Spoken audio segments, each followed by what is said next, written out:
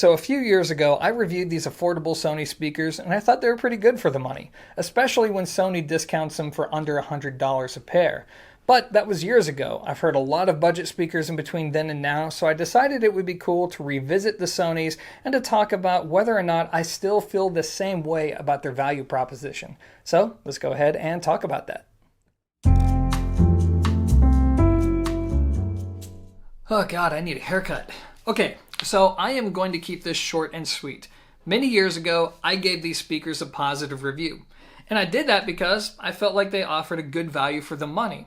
At the time and for their price, I felt like they delivered great treble quality, really good balance between the treble, the mid-range, and the bass. You got a speaker that could actually sound good next to a wall boundary, and it would also sound good at low listening volumes.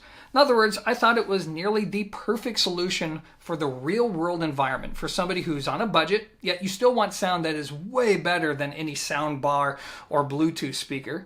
You're somebody who is limited on placement options. Maybe you have to put this small speaker next to a wall boundary, which guess what is what most people do with a speaker like this. And maybe you live in a condo, in a townhome, or maybe you just have family members you don't want to disturb, so you can't always blast your music, but you still want it to sound good even at low volumes.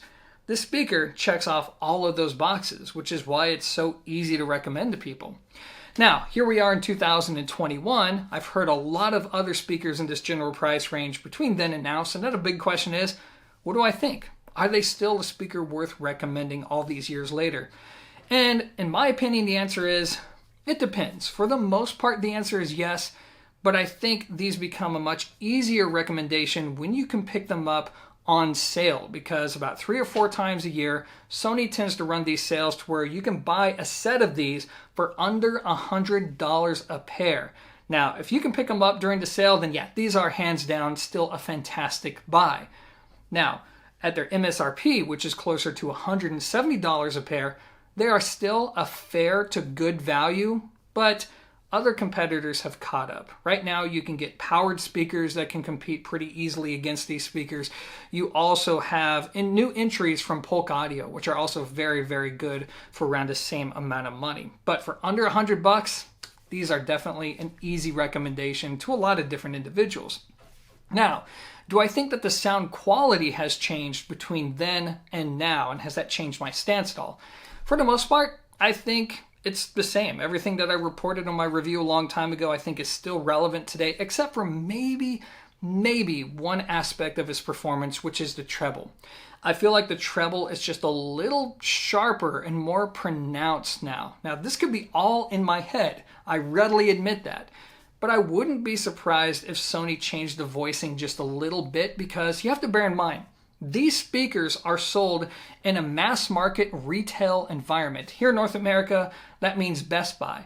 And their competitors are Polk Audio and Klipsch. And Polk Audio and Klipsch has a very different sound. Klipsch has that, lively, you are there at a rock concert type of sound with a very forward top end. And then you have Polk with that meaty sounding mid-range, strong bass, and bright treble. In that environment, Polk Audio and Klipsch tends to sound a lot more impressive. And then when you switch to the Sonys that are sitting next to them, the Sonys, number one, they don't exactly look all too great to the eyes. I guess looks are in the eyes of the beholder, but still, not only do they have a flat aesthetic, but their sound by comparison is also flat, because that's what Sony was going for, more of a balanced presentation, something the audiophile would appreciate, but maybe not the untrained ear. So I wouldn't be surprised if they bumped up the treble a little bit just to sound a little more impressive and expressive in a store environment. Now, that means I feel like they're a little harsher with a lot of bright sounding music or treble happy music, right? In other words, poor recordings. I think these speakers are a little less forgiving of that than what I remembered them to be. But nonetheless, I don't think it brutalizes things. You just notice it a bit more now with the cores. And again, this could all be in my head, by the way. They could have always been that way, and I just don't remember.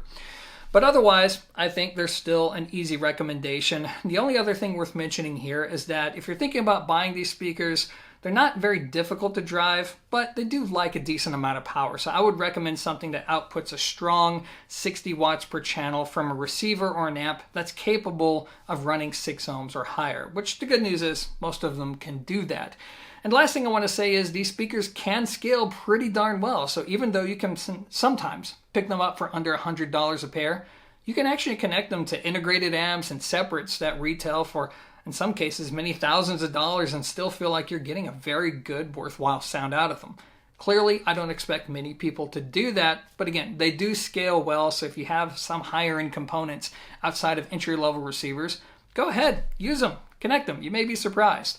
Anyways, the bottom line is they're good speakers. No, they don't perform miracles. They're not absolutely stunning, something that's going to cause me to just sit here and rave about them, but I think if you can pick them up on sale for under $100, it's a very good buy. Anyways, that is going to be my take 2 on the Sony cores. At this point, I have nothing else to say, guys, so I'm going to awkwardly end this video now. Thanks for watching, and until next time, peace